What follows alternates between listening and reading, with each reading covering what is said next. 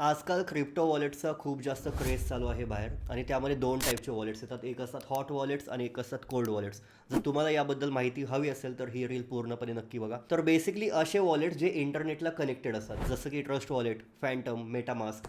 हे वॉलेट्स ट्रेडिंगसाठी खूप इझी आहेत, डेली यूजसाठी बेस्ट आहेत, पण हॅक होण्याचे चान्सेस असतात जर तुम्ही सीड फ्रेज नीट ठेवली नसेल तर आणि एक्सटेन्शन्सवरती वगैरे वापरत असाल तर. कोल्ड वॉलेट म्हणजे काय, की असे वॉलेट जे इंटरनेटपासून खूप लांब आहेत, ज्यांचा इंटरनेटशी काही संबंध नाही आहे.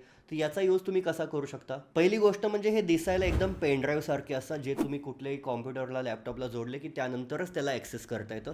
हे वॉलेट्स हॅक करणं इम्पॉसिबल आहे. दुसरा पॉईंट म्हणजे हे वॉलेट जे आहे ते होल्डिंगसाठी बेस्ट आहे. तुमच्याकडे बिटकॉईन असेल, तुमच्याकडे क्रिप्टोमधील कुठलाही इन्स्ट्रुमेंट असेल, तो तुम्ही नीट तिथे होल्ड करून ठेवू शकता, इन्क्लुडिंग USDT. पण ट्रेडिंगला, डेली यूजला हे पॉसिबल नाहीत.